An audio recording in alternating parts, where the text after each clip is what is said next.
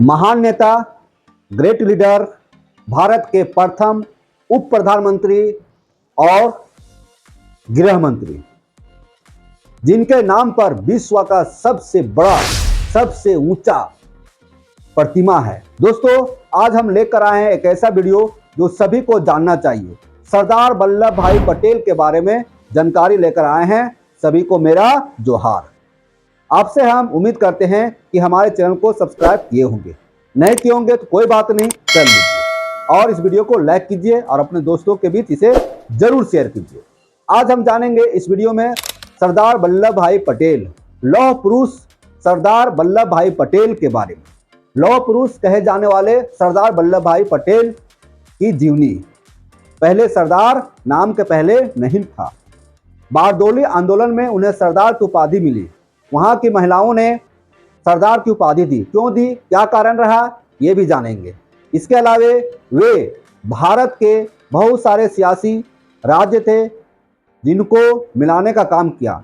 साम दाम दंड भेद से भारत में विलय कराया। राष्ट्रीय एकता दिवस सरदार वल्लभ भाई पटेल के जन्मदिन के दिन मनाया जाता है। इन्हीं के बारे में बहुत सारे ऐसी जानकारी हम बताएंगे जो जानना चाहिए। वल्लभ भाई पटेल का जन्म 31 अक्टूबर 1875 ईस्वी को करमसद, नाडियाड, गुजरात में हुआ। देखिए, गुजरात क्या है, भारत का एक राज्य है। गुजरात वही गुजरात जो हमारे देश में एक अहम रोल निभाता है। वही गुजरात जहां के वर्तमान प्रधानमंत्री है। वही गुजरात जहां सरदार वल्लभ भाई पटेल का जन्म हुआ। वही गुजरात जहां विश्व का ऊंची प्रतिमा है, स्टैचू ऑफ यूनिटी। और वही गुजरात जहां पर गांधी जी का जन्म हुआ। तो गुजरात अपने आप में बहुत बड़ा नाम है। ईमानदारी से एक सफल वकील के रूप में अपनी पहचान बनाई। पढ़ने में वे बहुत लगनशील थे और लगनशील होने के कारण एक अच्छे मुकाम को हासिल किया और फिर वे एक सफल वकील बने। 1918 की बात है। महात्मा गांधी ने उन्हें खेड़ा सत्याग्रह का नेतृत्व करने के लिए चुना। देखिए, खेड़ा आंदोलन गुजरात में हुआ था, है ना, और इसका नेतृत्व किसने किया? वल्लभ भाई पटेल ने किया। अब देखिए, इसमें क्या हुआ था ना, इसमें किसानों का फसल पैदा नहीं हुई, पैदावार घट गई, नहीं के बराबर हुई। फिर भी अंग्रेज जो अधिकारी थे, अफसर थे, जबरदस्ती लगान वसूल करने में तुले थे। मतलब अंग्रेज अफसरों ने जबरदस्ती लगान वसूल करने में तुले थे कि नहीं, तुम लोगों को लगान देना ही पड़ेगा। और किसानों के पास फसल पैदा हुई नहीं, तो वे लोग कहाँ से देते? महात्मा गांधी ने वल्लभ भाई पटेल को खेड़ा के लिए रवाना किए, मतलब खेड़ा का नेतृत्व करने के लिए भेज दिए। उन्होंने घर घर जाकर लोगों को एकजुट करने का काम किए और फिर आंदोलन को बड़ा रूप देकर आंदोलन में विजय प्राप्त किए। वल्लभ भाई पटेल चर्चित होने लगे, अपनी पहचान बनाने लगे, लोगों के बीच उनका पहचान बनते चला गया। तो खेड़ा आंदोलन का नेतृत्व किसने किया? वल्लभ भाई पटेल ने। 1924 ईस्वी की बात है। 1924 ईस्वी में अहमदाबाद नगर 1924 ईस्वी में अहमदाबाद नगर बोर्ड के अध्यक्ष बनने पर उन्होंने शहर के आधारभूत व्यवस्थाओं में सुधार किया। देखिए, 1924 ईस्वी में उन्होंने अहमदाबाद नगर बोर्ड के अध्यक्ष बने। कौन? पटेल, वल्लभ भाई पटेल 1924 ईस्वी में अहमदाबाद नगर बोर्ड के अध्यक्ष चुने गए और जब उन्होंने अध्यक्ष का चुनाव जीते तो उन्होंने बहुत अच्छे से काम किए। अब देखिए, 1928 ईस्वी की बात है। 1928 ईस्वी में बारडोली कहाँ है? गुजरात में। बारडोली कहाँ है? गुजरात में। तो 1928 ईस्वी में बारडोली सत्याग्रह में उनके नेतृत्व में, इनके नेतृत्व में पटेल, वल्लभ भाई पटेल, है ना। तो 1928 ईस्वी में बारडोली सत्याग्रह में उनके नेतृत्व में उन्हें पूरे देश में पहचान दिलाई। देखिए, यहाँ से तो पहचान मिलने लगा, है ना, खेड़ा आंदोलन से। फिर देखेंगे यहाँ पर से अहमदाबाद नगर बोर्ड अध्यक्ष के रूप में। इस तरह से जब बारडोली आंदोलन का बारी आया तो वल्लभ भाई पटेल की पहचान पूरे देश में होने लगी, क्योंकि उनका आंदोलन सक्सेस हो गया, सफल हो गया। और यहाँ पर क्या आंदोलन था ये बता दे रहे हैं।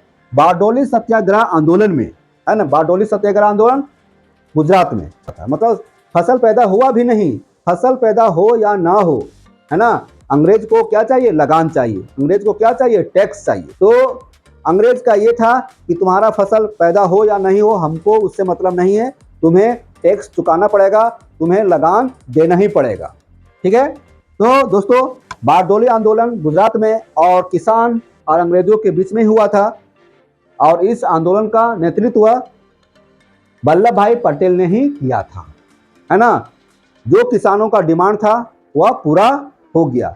अब देखिए यहाँ पर जो बारडोली के जो महिलाएं थी बहुत खुश हुई उनके आंदोलन से। अब यहाँ पर क्या होता है, बारडोली की महिलाओं ने उन्हें सरदार की उपाधि दी, समझ गए। अब यहाँ से उनके नाम के पहले सरदार लगने लगा। यहाँ से वल्लभ भाई पटेल के नाम से पहले सरदार लगना शुरू हो गया। ठीक है। किस आंदोलन से? बारडोली आंदोलन से, है ना। यह किसानों का सत्याग्रह आंदोलन था, और इस तरह से पटेल पूरे भारत में चर्चा का विषय बन जाते हैं। उनकी पहचान पूरे भारत में हो जाती है। 1942 ईस्वी में क्या हुआ था? भारत छोड़ो आंदोलन। 1942 ईस्वी में भारत छोड़ो आंदोलन की शुरुआत हुआ। ठीक है। भारत छोड़ो आंदोलन में 3 वर्ष की सजा उन्हें प्राप्त हुई। किन्हें? हम बोल रहे हैं सरदार पटेल के बारे में, है ना। तो सरदार पटेल को 3 वर्ष की सजा हुई भारत छोड़ो आंदोलन में। भारत छोड़ो आंदोलन एक प्रकार का बोल सकते हैं कि ये अंतिम आंदोलन था। यहीं पर डू एंड डाई का नारा लगा, है ना, करो या मरो, महात्मा गांधी के द्वारा नारा लगाया गया, और लोगों को उत्साहित किया गया, लोगों को जागरूक किया गया कि अपने देश के लिए, अपनी मातृभूमि के लिए, अपनी भारत माता के लिए लड़ो, आगे आओ और भारत को आज़ाद कराओ। भारत माता के पैरों में जो कड़ियाँ लगी हुई है उससे मुक्त करो। इस तरह से भारत छोड़ो आंदोलन की शुरुआत हुआ 1942 ईस्वी में, और इस आंदोलन में सरदार पटेल ने 3 वर्ष तक जेल में रहे, है ना। हमारा देश 15 अगस्त 1947 ईस्वी में आज़ाद हुआ। आज़ादी तो मिली, लेकिन हमारे जो अखंड भारत था वो 2 टुकड़ों में बंट गया। जब भारत आज़ाद हुआ तो भारत का प्रथम प्रधानमंत्री पंडित जवाहरलाल नेहरू बने। भारत के प्रथम राष्ट्रपति डॉक्टर राजेंद्र प्रसाद बने। उसी तरह से भारत के प्रथम उपराष्ट्रपति डॉक्टर राधाकृष्णन बने। भारत के प्रथम उप प्रधानमंत्री एवं गृह मंत्री, होम मिनिस्टर, सरदार वल्लभ भाई पटेल बने। ठीक है। अब उस समय एक समस्या थी, है ना। भारत में छोटे छोटे रियासत राज्य थे, वे चाहते थे कि हम अलग राष्ट्र के रूप में रहेंगे, हमारा देश अलग रहेगा। जो एकदम नहीं मिलना चाहते थे, किसी पर पुलिस कार्रवाई किया गया, है ना, किसी पर जन्म संग्रह किया गया, तब हमारे देश में सभी छोटे छोटे रियासत मिल गए। ठीक है। अब देखिए इसमें से जम्मू कश्मीर नाम सुने होंगे, जम्मू कश्मीर, जूनागढ़ और हैदराबाद, ये 3 ऐसे राज्य थे जो आसानी से मिलना नहीं चाह रहे थे। जम्मू कश्मीर के राजा हरि सिंह, जम्मू कश्मीर के राजा हरि सिंह। ठीक है। अब देखिए यहाँ जूनागढ़, जूनागढ़ कहाँ है? गुजरात में। जूनागढ़ कहाँ? गुजरात में। जूनागढ़ कहाँ? गुजरात में। मतलब जूनागढ़ को मिलाने के लिए सरदार पटेल ने जनमत संग्रह कराए। जनमत संग्रह क्या होता है? वोटिंग कराए, तो अधिकतर वोट भारत के पक्ष में आया।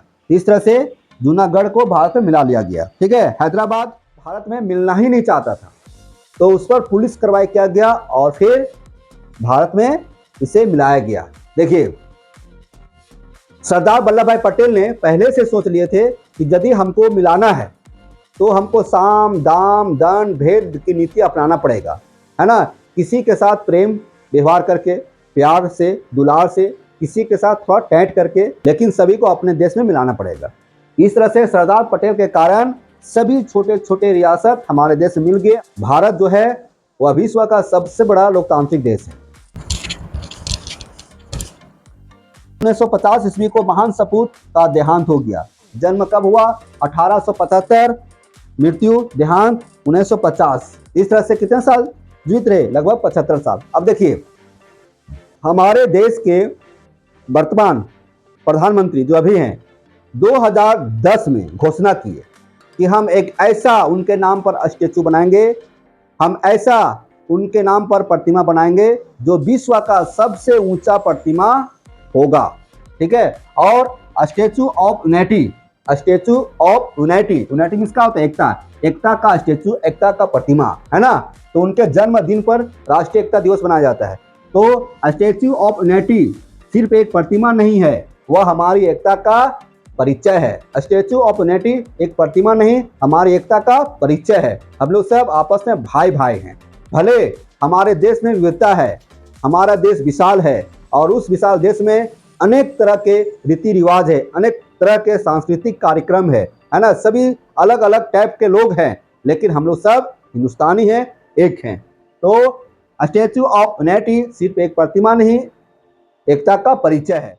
2013 में शिलान्यास किया गया और 31 अक्टूबर 2018 ईस्वी को उद्घाटन हो गया। मतलब 5 साल में स्टैचू बनकर तैयार हो गया 5 साल में।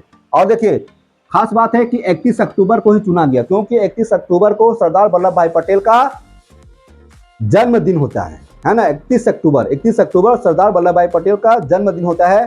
तो 2013 में शिलान्यास हुआ और 2018 ईस्वी में उद्घाटन हो गया। विश्व का सबसे ऊंचा प्रतिमा। तो लौह पुरुष सरदार पटेल की जयंती राष्ट्रीय एकता के रूप में मनाया जाता है।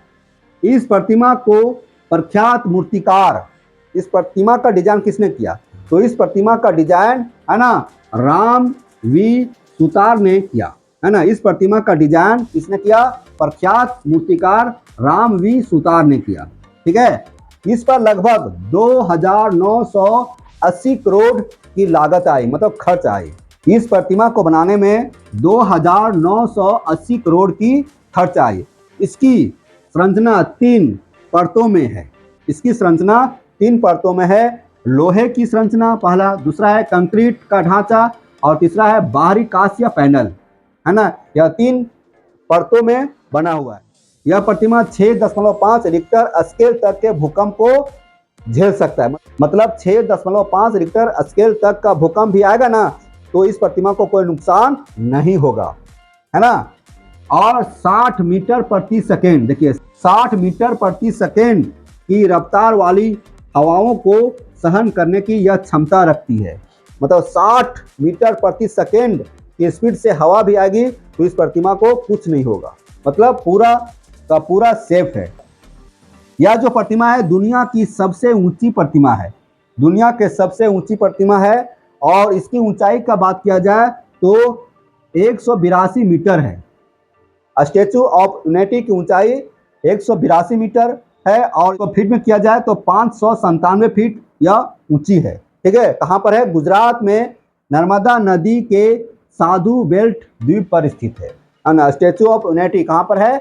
नर्मदा नदी। नर्मदा नदी कहाँ है? गुजरात में, ठीक है। गुजरात कहाँ है? भारत में, ठीक। तो नर्मदा नदी के साधु बेल्ट द्वीप पर स्थित है। निर्माण किस कंपनी ने किया? लार्सन एंड ट्रूबो कंपनी के द्वारा तैयार किया गया, है ना। कंपनी के द्वारा बनाया गया। कौन सा कंपनी? L&T। लिफ्ट प्रतिमा के अंदर 400 फीट की ऊंचाई तक जाती है। लिफ्ट प्रतिमा के अंदर, लिफ्ट प्रतिमा के अंदर, है ना, प्रतिमा के अंदर 400 फीट की ऊंचाई तक जाती है। इस तरह से स्टैचू ऑफ यूनिटी जो विश्व का सबसे ऊंचा प्रतिमा है, ठीक है। इस तरह से आपको हम जानकारी दिए दोस्तों। थोड़ा भी अच्छा लगा तो इस वीडियो को लाइक कर दीजिए और चैनल को सब्सक्राइब कर लीजिए और शेयर करना एकदम ना भूलें। फिर मिलते हैं, नमस्ते।